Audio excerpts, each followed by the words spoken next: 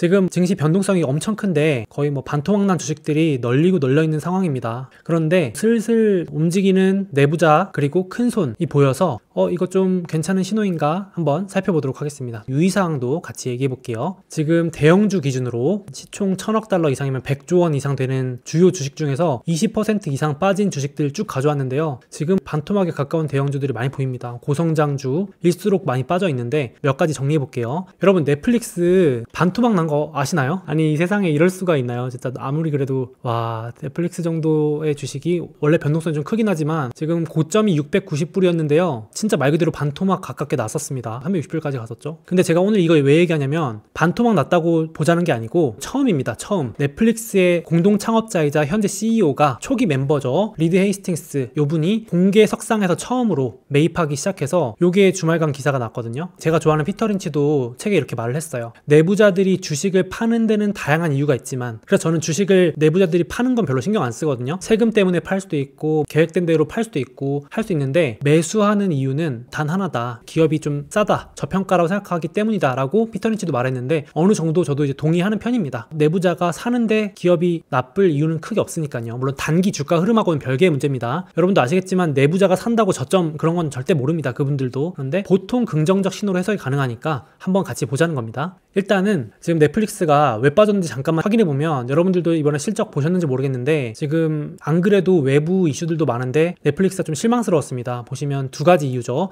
지금 같은 때는 성장주들은 성장에 안 받쳐주면 폭락하는데 지금 구독자 딱딱 늘어나도 모자랄 판에 증가세가 둔화됐습니다. 보시면 이게 5년 동안 넷플릭스 가입자 증가 추이인데요. 최근 5년 내에 가장 못했습니다. 야, 이렇게 못할 줄이야 라고 할 정도로 못했어요. 보시면은 2020년 코로나 특수였다고 봐도 한 분기 뭐 2천만 명 추가하고 1000만 명 추가했던 게 보통이었는데 2022년 이제 완전히 코로나 모멘텀 특수가 끝났는지 고작 200여만 명 추가, 그리고 향후에도 둔화될 거라고 예상하니까 야, 이거 성장주가 성장을 못해? 이거 큰일이네. 이렇게 된 거죠. 거기다가 오케이 야, 넷플릭스 이제 성장 둔화됐으니까 그러면 돈이라도 잘 버나 보자 했는데 돈마저도 여기 보시면 넷플릭스 영업이익률 추이거든요. 이게 회사에서 밝힌 겁니다. 넷플릭스 너네 성장 둔화되면 이제 수익화 하려는 거지? 돈 잘 벌는 거지? 봤더니 아닌데 미안하지만 지금 디즈니랑 이런데 경쟁 심화 때문에 우리 당분간 투자 많이 해야 돼. 영업이익률을 낮췄습니다. 회사가 이제 한 22% 마진 남길 줄 알았더만 아니야 우리 19에서 20도 겨우 할 것 같아. 이러니까 이제 그냥 던져버렸습니다. 두 가지. 지금 안 그래도 아주 증시가 민감하게 움직이는데 성장주이면서 성장성도 약해지고 경쟁도 심해진다고 하니까 주가가 이렇게까지 박살 난 상황입니다. 그래서 여기 넷플릭스 5년 주가인데, 제가 이제 넷플릭스를 미국 주식 하면서 쭉 봐왔기 때문에 히스토리를 알고 있거든요. 원래 이제 변동성이 좀 큰 편이긴 합니다. 고성장주기 때문에 큰 편이긴 한데요. 이번에 반토막 난 게 거의 역대급입니다. 최근 5년 내 가장 크게 빠진 거예요. 2018년 이때 제가 뒤에서 보여드릴 건데 디즈니 플러스 출시 발표하면서 급락했었고요. 그리고 실적 빠지면서 그 이후에 경쟁 심화하면서 빠졌고, 코로나 때 오히려 30%밖에 안 빠지고 코로나 수혜주로 오르기 시작했었는데 그걸 다 반납하고 지금 거의 2018년 19년 주가로 돌아가 버렸습니다. 이제 이런 상황이니까 새롭게 관심을 가지시는 분들도 있고, 야, 넷플릭스 뭐 비싸서 좀 안 샀는데 이제 들어가도 되는 거 아니야 하시는 분들도 있고, 아니면 이제 오히려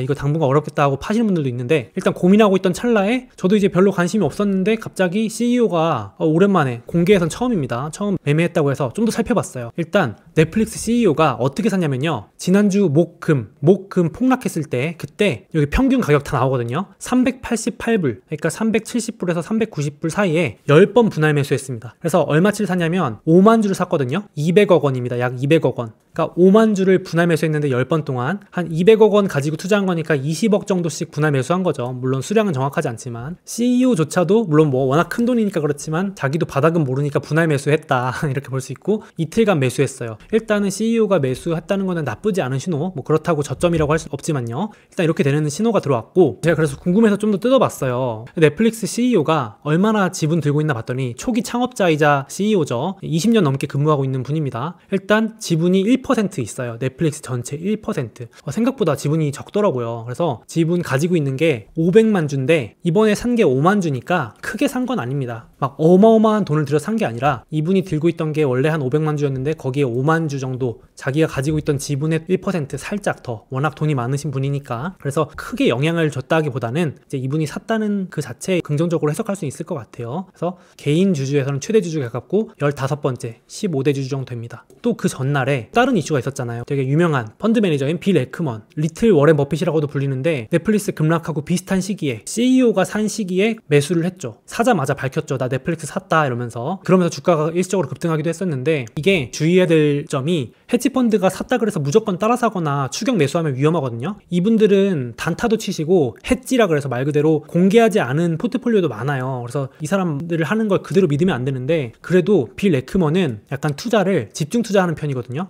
이 사람 포트폴리오가 어떠냐면은 지금 실제로 6개밖에 투자를 안 합니다. 공개된 포트폴리오에서는 적어도요. 빌 에크먼이라는 이 펀드 매니저가 투자하는 스타일이 소비재, 그러니까 우리 생활 속에 녹아있는 것들을 좋아합니다. 예를 들면 도미노 피자, 먹거리, 아니면 버거킹 가지고 있는 브랜드, 아니면 힐튼 호텔, 숙식 이런 거죠. 말 그대로 먹거리, 잠, 의식주 이런 거 좋아하고, 로이스도 인테리어 업체, 건축 자재 이런 거죠. 그리고 치폴레, 이것도 이제 외식 업체 이런 거니까 여기에 약간 집중 투자하거든요. 근데 물론 아직 최신 공개는 안 됐지만 가장 최근 자료 기준 이런데, 얼마 정도 투자했냐면은 지금 12.5억 달러 정도 넷플릭스를 샀거든요. 그러면 순위로 5등에 올라갑니다. 5등. 그러니까 작게 산 건 아니에요. 보초병 세웠으면 제가 이거 말도 안 했을 텐데, 빌 에크먼이라는 사람이 포트폴리오 투자하고 있는 6개 중에 5등 정도에 들어가는 규모로 사긴 샀습니다. 요게 한 2조에서 1조 원씩 투자하는데 넷플릭스에도 1.5조 투자했습니다. 그래서 매수하면서 20대 주주에 올랐습니다. 한 번에. 지분이 1%가 채 안 돼요. 그렇게 많이 사도. 310만 주. 아까 CEO는 500만 주 갖고 있다 그랬죠. 오죽하면 빌 에크먼이 이제 넷플릭스 폭락하는 거 보면서 기회라고 생각을 한 건지 주식 매입하려고 다른 들고 있던 거를 매각까지 했다고 하더라고요. 좀 좋은 기회로 보는 것 같아요. 주주분들한테는 좋은 소식인 것 같습니다. 오죽하면은 이 빌 에크먼이 바로 투자하면서 고객들한테 편지를 보냈습니다. 이거 다 읽어봤거든요. 댓글로도 남겨드릴게요. 혹시 넷플릭스 관심 있으신 분들은 이걸 꼭 읽어보세요.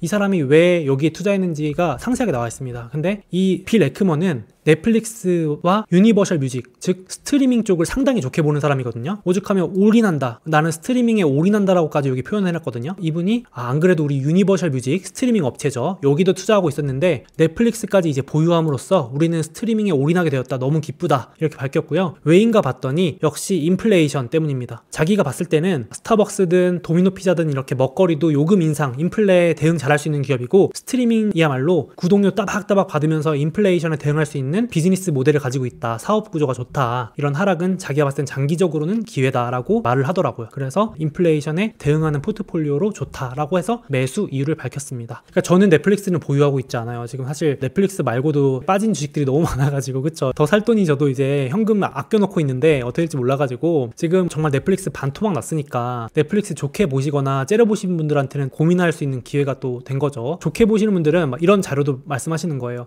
야, 넷플릭스 그동안은 여기 보시면 빨간색이 라이센스거든요. 남의 거 가지고 와가지고 돈 받았잖아. 근데 앞으로는 지금 오리지널이 처음으로 작년 기준으로 50%를 넘었습니다. 넷플릭스 자체 생산하는 컨텐츠가 드디어 절반을 넘었습니다. 이제 이러면서 야, 넷플릭스 본격적으로 자체 생산 IP 대박 컨텐츠 보유할 수 있겠다, 이렇게 말하시는 분도 있고, 아니다, 이거 계속 투자하려면 비용 들고 지금 봐라, 경쟁 심화됐다, 그리고 대부분 인기 컨텐츠는 아직도 라이센스다, 넷플릭스 대작 없다, 이렇게 호불호가 상당히 많이 갈리는 그런 시점입니다 지금. 그쵸? 그리고 당분간 좀 실적이 어려울 수 있고 주가 흐름이 좀 안 좋을 수 있으니까 이런 점들은 꼭 유의하고 투자해야 될 것 같습니다. 그리고 앞에 보여드렸지만은 변동성 아주 큰데, 이 넷플릭스가 특히 이때도 2년 동안 주가가 횡보했거든요. 제가 이때 기억을 합니다. 넷플릭스가 2016년 제일 핫했던 주식이었어요. 2016년부터 2018년까지 주가가 무려 4배 오릅니다. 100달러에서 400달러까지 넷플릭스가 지금의 테슬라 같은 존재였어요. 작년에 테슬라 폭등할 때 그런 느낌, 마치 넷플릭스를 안 사면 안 될 것 같은 그런 느낌이 다 들었던,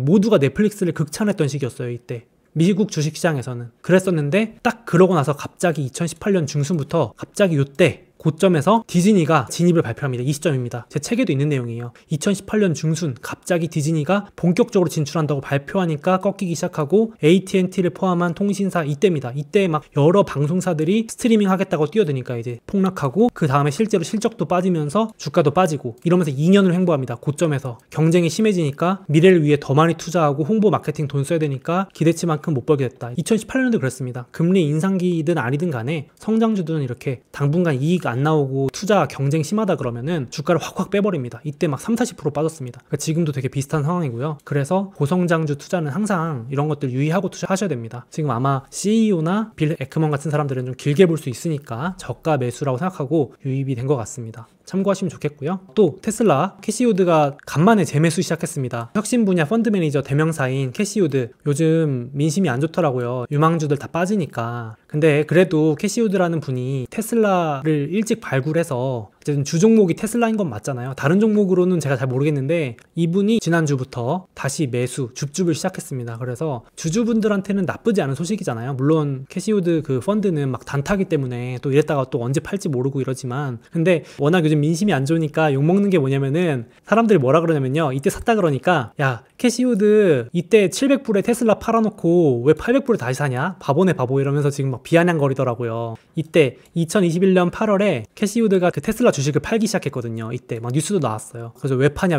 그랬는데 700불 때 팔아놓고 이제 다시 800불 때 매입하는, 그러니까 천하의 캐시우드도 이 타이밍은, 단기 타이밍은 정말 모르는 거겠죠. 그래서 제가 또 캐시우드가 얼마나 들고 있는지 한번 파봤어요. 근데 또 막상 보니까 테슬라 지분 기준으로 아크, 그 캐시우드가 그렇게 많이 갖고 있는 건 아니더라고요. 워낙 앨런 머스크가 지분을 잘 방어하고 있어가지고, 야, 개인으로 앨런 머스크가 혼자서 17% 넘게 가지고 있거든요. 최대주주고 압도적 최대주주입니다. 기관들보다 훨씬 많아요. 그러니까 경영 방어를 잘하고 있고, 아크가 높은 편인데도 지분이 1%가 채 안 됩니다. 이렇게 많이 산 것 같아도. 그래서 영향력이 있다기보다는 그래도 워낙 테슬라에 대한 분석이나 이런 전망을 일찍부터 하셨던 분이니까 나쁘지 않은 신호이지 않을까. 제가 테슬라 이번 실적 나올 때도 한번 말씀드렸는데 진짜 괴물 같은 실적이라고 보고 지금 월가에서도 실적을 계속 올리고 있거든요. 정작 주가는 빠지고 있죠. 점점 가치 평가가 싸지고 있습니다. 물론 금리 상승, 긴축, 지금 뭐 외부 이슈가 안 좋은 거 다 알죠. 그럼에도 불구하고 지금 엄청나게 현금 흐름이 폭발적으로 늘어나고 있는 시기거든요. 그래서 말하기 조심스럽지만 야, 이게 점점 버는 돈 대비 주가는 빠지면서 거품은 확실히 빠지고 있는 것 같습니다. 100배 거래되던 주식이었는데 어느새 두 자릿수 들어왔네요. 테슬라만 빠지는 게 아니죠. 지금 고성장주들 다 빠지고 있습니다. 웬만한 고성장주들, 제가 좋아하는 엔비디아, AMD 30% 넘게 빠져 있고요. 테슬라 빠져 있고 그렇습니다. 그래서 지금 제가 조심스럽게 말씀드리고 싶은 거는, 고성장주라고 혹은 싸다고 덥석 사면 위험합니다. 조심하셔야 됩니다. 싸다고만 한다고 제가 우스갯소리로 표현하지만 진짜 많이 빠졌다고 사면 위험하고, 지금부터는 무조건 이거 두 개 같이 체크하고 들어가야 됩니다. 그러니까 실적이 뒷받침되는가, 실적 잘 나와도 폭락하는 장입니다. 그러니까 이제 연준이 안 도와준다고 자꾸 그러기 때문에 작년 재작년처럼 아무거나 사면 안 되는 장이죠. 그래서 지금 실적 잘 뒷받침하고 있는가, 금리 상승 속도 체크하면서 조절을 해야 될 것 같은데, 그래서 이제 여러분들 들고 계신 기업들 있으면 잘 체크하셔야 돼요. 변동성 엄청 심할 겁니다.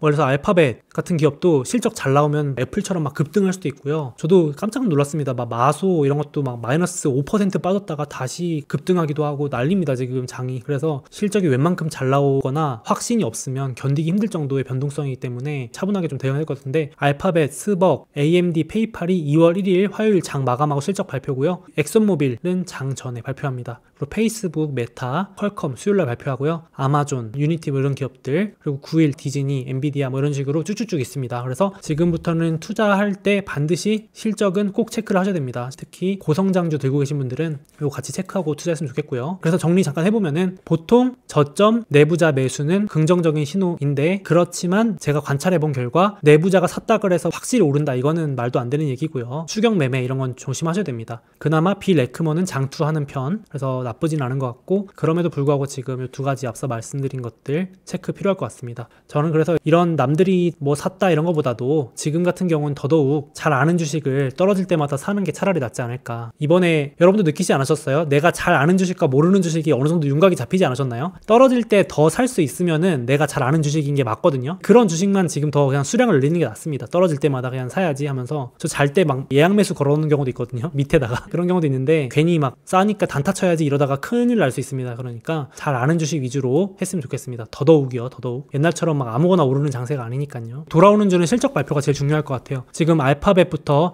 일단 애플이 실적 방어해줬습니다. 다행입니다. 정말 다행이고요. 지금 알파벳하고 메타, 페이스북 이쪽이 잘해줘야 되고, 아마존도 잘해줘야 됩니다. 나스닥에서 차지하는 비중이 크기 때문에 얘네들이 정말 잘해줘야 되고요. 한국은 문 닫지만 미국은 문 엽니다. 이번 연휴에도. 잘 이번 장도 견뎌냈으면 좋겠습니다. 제가 그래서 누가 뭐라고 해도 현금 20%를 외치는 이유가, 저는 현금 20%가 없으면 잠이 안 옵니다. 폭락장을 몇 번 겪어보니까요, 이게 저의 멘탈이에요, 멘탈. 이거 종목입니다, 저한테는. 현금, 달러 현금. 10에서 20% 못해도. 야수의 심장분들은 이런 거 필요 없다고 하실 수 있는데, 저는 이제 채팅창 좋은 말씀 해주시는데 물타기도 천천히, 평소에 3번 할 것 같았으면 꾹 참고 10번 나눠서 하면 됩니다. 세워라 내워라 하면서 물타기 하시면 됩니다. 할 거면. 그래야지 현금 빨리 날아가면 진짜 멘붕입니다. 멘붕. 그쵸? 현금 20%로 최악을 대비해서 이제 물 타는 거죠. 정말 많이 떨어졌다 싶을 때. 네, 여기까지 오늘 종료하고 여러분들 새해 복 많이 받으시고요.